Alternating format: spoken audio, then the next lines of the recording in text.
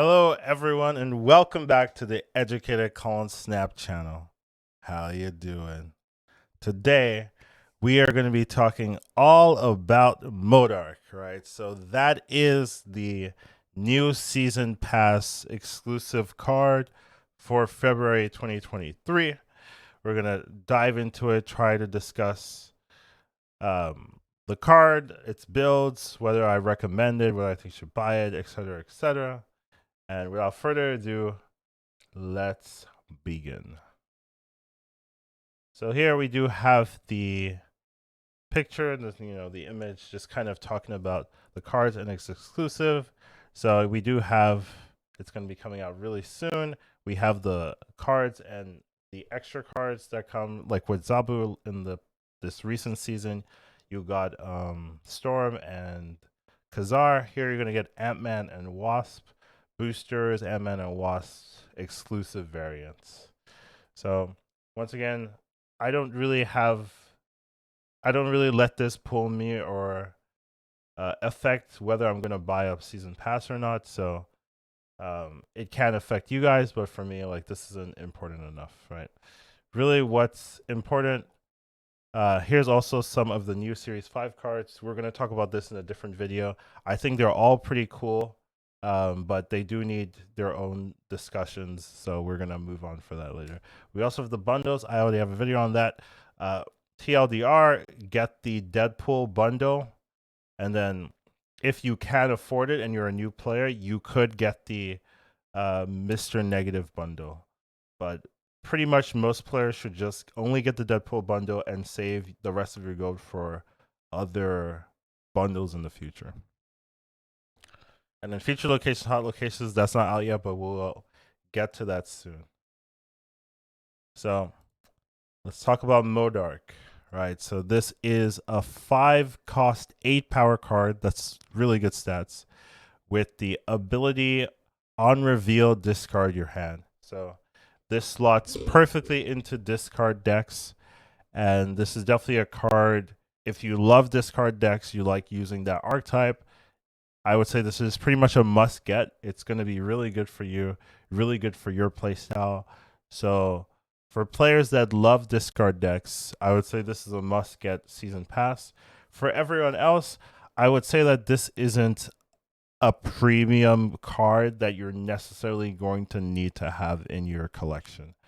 So it can be good, and potentially it will be good. My first impressions, this isn't a card that I would get day one, right? This is a card I would wait to see if it ends up being good, ends up being meta, and then maybe near the end of the season, I would pick this up. So I would say this is not a card that you have to get. It's not like Silver Surfer. It's not like Zabu, where I knew instantly, oh, well, Silver Surfer, I also waited till the end of the season. Actually, I didn't really get that one. But Zabu, I knew instantly, oh, day one, I'm going to get because this card is meta breaking.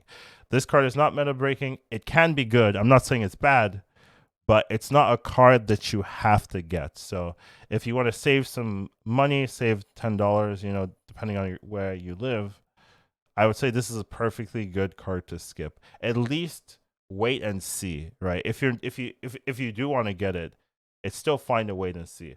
However, if you want to play this archetype, this is fine. This is gonna be good for the discard archetype. This is gonna be a good card.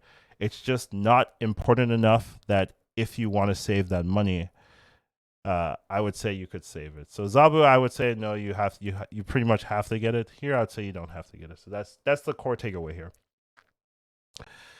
All right. So now we're gonna talk about some tips if you do pick up this card, some tips, some ideas, and some builds. So here I do have some synergies that you want to be considering when you pick up M.O.D.O.K and pick up and cards you want to think about adding to your decks, figuring out how to build around. So first we have Morbius. I think Morbius is going to be really popular this season, really strong. It gets +2 for each card discarded. M.O.D.O.K discards M.O.D.O.K or something, discards your whole hand. So you could turn this into a 2 mana 10 power, which is crazy, right? 2 mana, 12 power. Like this card could get insane. So I think this is going to be a really popular card this season. Really strong with M.O.D.O.K. So definitely something you want to, if you can incorporate to your deck list, you probably should. And then same thing with Morbius, Mystique, right? So Morbius is an ongoing +2 power. You can turn 2 Morbius, turn 3 Mystique, right? So now you've got 2 activations. Every discard is 4 power. So now this M.O.D.O.K is quite insane in how much value you're getting. So I think this is going to be a pretty popular combo. This is something I would definitely be considering putting in a lot of your decks if you are going to be playing this unit. So yeah, Morbius into Mystique going to be really, really strong. Uh, Next up, we have Invisible Woman. I think this is pretty standard. A lot of people have talked about it, right? You want to be, you, the dream at least is to go M.O.D.O.K into Hela. But if you play M.O.D.O.K, you're going to discard the Hela. So one way to get around that is to put the M.O.D.O.K into the Invisible Woman, then put Hela into the Invisible Woman as well. So what happens is the M.O.D.O.K will proc at the end of the game, discard the rest of your hand, and then Hela will just summon everything you just discarded. So that's some insane value there. Obviously, there's going to be counterplay. We're going to talk about counterplay in the next slide, but for now, just realize that possibility does exist, right? So really, really strong. Um, Electro, I think, has a lot of utility here in M.O.D.O.K compositions because being able to get Hela on the ground 1 turn earlier can be really important. Getting M.O.D.O.K on the board 1 turn earlier can be really important. And you don't really need to flood your hand with card or flood the board with cards with M.O.D.O.K. So this allows very powerful synergies, very powerful combinations. So I think Electro will be pretty useful. Same thing with Lockjaw. Lockjaw allows you to cheat out cards. So cheating out a M.O.D.O.K can be really powerful. Cheating out a Hela can be really powerful. And it just kind of fits a lot of what these types of decks want to do. So I think M.O.D.O.K or Lockjaw, Electro are going to be very popular. Dracula, this is kind of a synergy with Apocalypse. So if you're playing M.O.D.O.K with Apocalypse, M.O.D.O.K is going to be very easy to trigger Apocalypse a lot of times, and then you can just have this Dracula at the end to be another finisher, right? If with M.O.D.O.K you're going to get rid of everything else in your hand, so your only target can be Apocalypse. So it means that this Dracula is always going to get huge value. So Dracula, Apocalypse, very, very strong synergies here. Ghost Rider, I think, can be really good.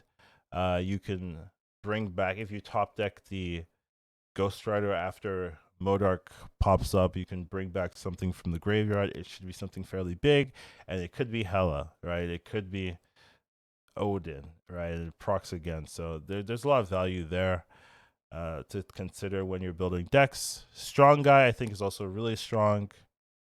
I shouldn't have done that. Strong Guy's good because the M.O.D.O.K will mill all of the cards in your hand, so the Strong Guy will pretty much always proc.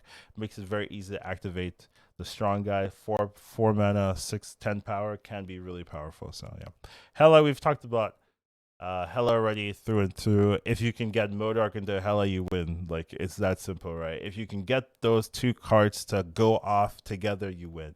So really powerful card. There's going to be a lot of Hela decks in the meta this season. It's going to be interesting. We'll see how people react to that. And then Odin, I think, is going to be a really nice tech choice because being able to proc some of these discard effects can actually be really good, right? You can buff Morbius. You can maybe trigger Ghost Rider again. You could maybe even trigger Hela again, right? Let's say you Electrode early, right? You played Electro, so you played the Hela early. Well, turn 6, you could Odin the Hela again, and if you played that Hela in the M.O.D.O.K lane, it's gonna mill your hand again, and then the Hela is gonna trigger again, and then you're gonna flood the board once again, right? So there's a lot of power in Odin. I think this is gonna be a very sneaky effective unit in discard decks this meta. As long as people are playing it and utilizing its abilities strategically and correctly, I think this could be a very good addition. And then we have Hell Carrier or Hella Carrier. I really think Hella Carrier and Hella are like synergistic cards, but apparently they have no lore connection. So I was like, well, they're missing something. But yeah, Hella Carrier, you discard this card, you get 3 random cards. That's going to be really good in some discard compositions, filling your hand. So I think there is a probably a place for Hella Carrier in some type of deck. Just kind of have to figure out what they are. And now let's talk about. So we've talked a ton about M.O.D.O.K is great. Look at all these synergistic cards. Well, there's a problem, right? People will know what you're doing and they'll be able to counter it, right? So let's kind of talk about some of the counters to M.O.D.O.K.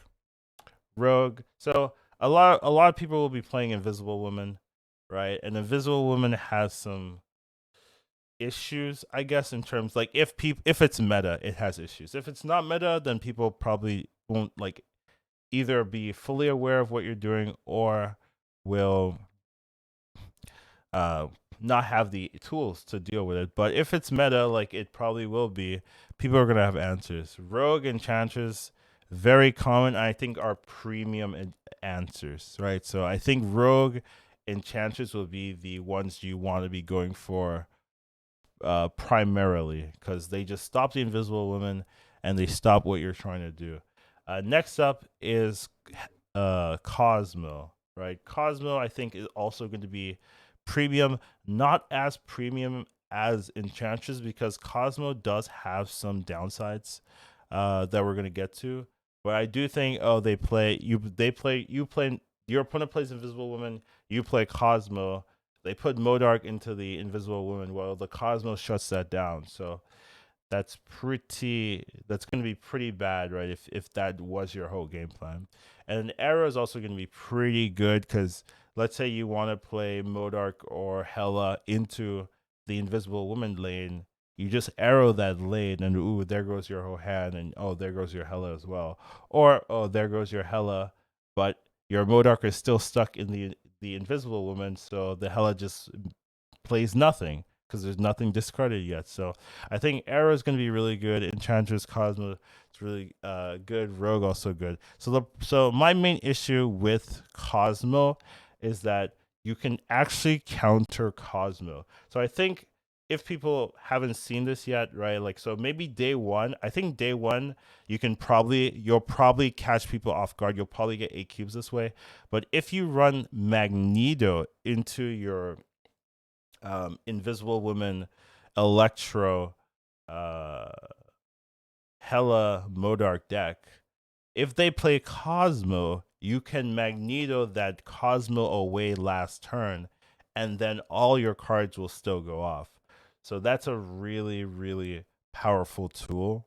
That's definitely going to catch people off guard day one. I think after the first like couple of days, after people start losing to that consistently, then I think people are going to start primarily using Enchantress. But I think it's going to be hard, at least for the very early stages, for people to be lazy and just use a Cosmo. And I think you can take advantage of that laziness by playing Magneto. So I think that's going to be a really cool way of circumventing people's initial counters. I'm already like thinking like a step ahead of that, but for now, I think it will work. You can probably get some good climbing tomorrow or today using this technique. Now, I do also have some builds that you can try day one, but I want to say that I don't know if any of these builds are good. So, like, don't come to me with, hey, Collins, I tried your build, it sucks. It should suck. I haven't played the card. I don't know how good everything synergizes with. I don't know the flow of the deck. I don't know the how good the hands will be on average. I don't know the consistency. Blah blah blah blah blah. So yes, these decks can be bad, but people love decks. They love, hey, give me something to do. I want to turn my brain off. I've given you like 5 different decks to try them, see which one feels good to you, is fun for you, and then we'll go from there. So initially, I was not thinking about getting Modok. I was like, it's not good enough. I'll wait until maybe the end of the season. But then my chat was kind of yelling at me, saying, "Hey, you're a content creator. You should play with the new card so we can have good decks." So I think there is a chance that I will just get the card. Um, I initially wasn't going to because it just didn't look like something I care too much about, but I do understand the the weirdness, I guess, of me like suggesting Modok decks and I'm like, I didn't even buy it. Like it would be a little bit awkward. So I think there's a good chance I will get it Modok. Maybe not day one, but maybe day one. So we'll have to see. But I do have some ideas in my head of decks that could work. And while I was making these decks, they did look kind of fun. So maybe I will just bite the bullet, get it, and try out the decks. Uh, but first off, I just want to talk about the Invisible Woman base and its chain, right? So this is like a base you can put into a lot of decks, but I do want to explain how it works, right? Because if you don't know what I'm talking about, Invisible Woman, why is Invisible Woman good? I do want to explain that so that you're not confused why all these pieces are in. So you have Invisible Woman, and then you have Electro Wave, and then you have M.O.D.O.K, Hela, Magneto. So Invisible Woman, you play this on 2. That's pretty solid. It hides your cards. Turn 3, you play either Electro or Wave on in the non-Invisible Woman lane.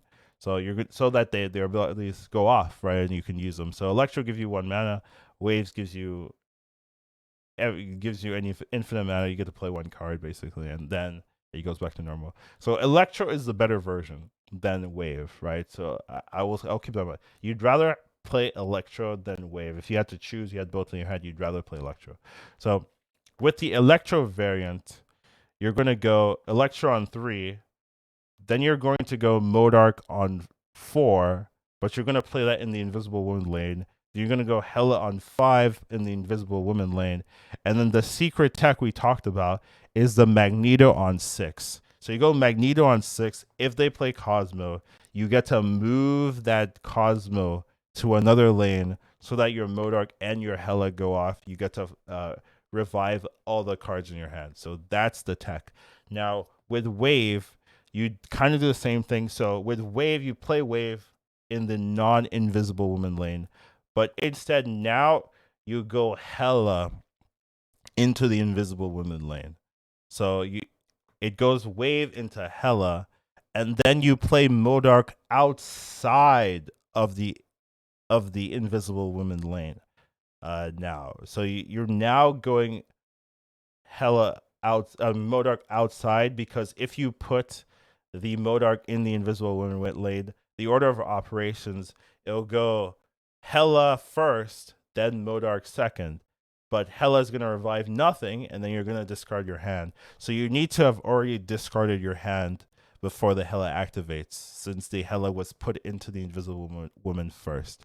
So you play M.O.D.O.K outside of the Invisible Woman lane. Now, the problem with this one, and the reason why it's worse than Electro, is that if you have Magneto in your hand, it's going to be discarded. So you don't get to tech against the Cosmo as easily. You basically have to top deck the Magneto, or you need a different solution. Like maybe you arrow them the turn, like that turn, and they haven't played a Cosmo yet, or blah blah blah, right? You're gonna need a different solution. So that's why the Wave is the weaker version, but it's still good enough that I think you should run both for consistency reasons. So that's just the idea of this build. And wow, my videos are long. I'm sorry. I know people complain. So now here's like a fleshed out version of this deck. Once again, don't know if it's good, but it's this, you have that engine in there, and then it's just full of big cards, big supplemental cards, Doctor Doom, Odin, Giganto, Infinite, and then you have Hellcow, Ghost Rider for some extra discards and extra revivals if you need them. So I think this could be a functioning deck. It looks fun to me. I would try it if I had the card. So definitely something to look into. Next one, we have this Morbius abuse, I guess is how I would look at this one. So this one's more of just abusing the fact that Morbius is going to be really powerful. And we have this Morbius into Mystique combo, right? So we have Morbius into Mystique, and then we have Moongirl. So Moongirl will fill your hand, and then M.O.D.O.K will be able to discard all of that. And then if you have some other tools, if you don't get Moongirl, you can go Dracula and then discard, or you can go Ghost Rider. Hopefully, you revive a discarded Black Cat, or you go Ghost Rider later on in the game, maybe turn 5, turn 6. And then you have the Hell Cow discard, and you have the Hela for the high roll, and you have Apocalypse for the Dracula if you go M.O.D.O.K turn 6. And then Odin can just hit a lot of tools. It can hit the Hela, it can hit the M.O.D.O.K, it can hit the Hell Cow, right? So you can get even more discard value for your Morbius and your Mystique. And Blade is just Blade is not a card you play on one. It's probably something I should mention. You don't play Blade on one. You play Blade either on 5 or 6, depending on how it flows into the rest of the game. You don't want to mill something precious early. So you're actually not playing Blade on one. It's just a cheap discard that you can save till the end of the game. So just keep that in mind. Next up, we have um, a similar build, but now you're running Strong Guy. So Strong Guy is more of the finisher here. Um, and then I also have this extra tech. Since we're running Moongirl, I put Dino in. So it's almost like two different builds. One build is you go Morbius, Mystique, then Moongirl, then you discard with Blade, Colin, Wing, M.O.D.O.K, or you realize, okay, I didn't hit Morbius or whatever, but I still have Moongirl. You can go Moongirl, Devil Sword Dino, Mystique. And then the cool thing is if you can go Colin Wing into Swarm, the Swarm will give you an extra card, right? So it could be another buff for your Devil Dinosaur instead of it being a discard engine. So there's almost like two decks in one here. So this one I'm not too sure if it's polished or makes sense, but it looked cool to me when I designed it. So here you go. Next up, we have uh, a similar build, but instead of Strong Guy being that finishing tool, now you have Collector being that tool. So here now you're taking advantage of the card generation. This is where Helicarrier comes in. So you have Quinjet now, you have Agent Colstein now, you've got the Moongirl synergy, and you have the Collector with the Helicarrier synergy. And then you also have Lady Sin. Lady Sin will either hit the Helicarrier or if you're lucky, hit something else. I don't know if there's a way to be lucky, but it'll usually hit the Helicarrier. I think shouldn't there be Ghost Rider in here? No? I think Ghost Rider would be better maybe than Hellcat, but Hellcat's maybe better. So once again, I need to work on this one. But it looks interesting. If you think this is like a good base to start from, you can take a look at this, change it how you like, and then try it and see if it feels good. So I'm just tossing out ideas. I haven't played much discard, right? I'm not a discard abuser or something, but these look good to me when I was designing, and I wanted to have like multiple decks that you could like look through and say, oh, I want to play this one looks cool to me, Collins. But next one, this is a deck I've actually played before. So the first season after 600, I was just getting beat down by people, so I had to do something like random and functionally broken at times. I ended up doing this Lockjaw Hella deck where I would go Lockjaw into Moon Knight, Lockjaw into Jubilee, and just like try to summon big things. And then eventually, if I was lucky, I'd still have Hella in my hand, and Hella turn 6 would be the big bomb. So this is kind of something similar. I think Lockjaw, M.O.D.O.K, Hella is going to be good. So I'm just trying to find little pieces. One thing, and I know people might be questioning, is I have Quicksilver in here. What I do with Quicksilver and Lockjaw decks sometimes is I'll just hold Quicksilver. So I'm holding Quicksilver. If I have a Lockjaw in my hand, turn 3 I can play Lockjaw. Turn 4 I can go Quicksilver and another 3-drop. So it just gives me that uh, comfort. If I draw Lockjaw, it's always going to be good. It's never going to be dead, right? Like you're not going to have Lockjaw and then I can't play anything. I just have 6 drops. So that's what the Quicksilver is for. You don't have to run that, but I used to run that, and so it's just like a strategy I'm familiar with. So maybe that's why it's in here, but it's not something you have to run.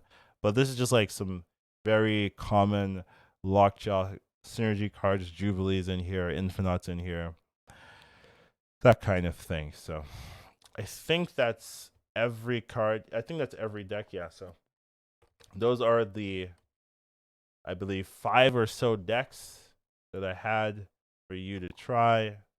Ooh, I need to move this a little bit. Yeah, just make sure you can see it. So these are 5 or so decks.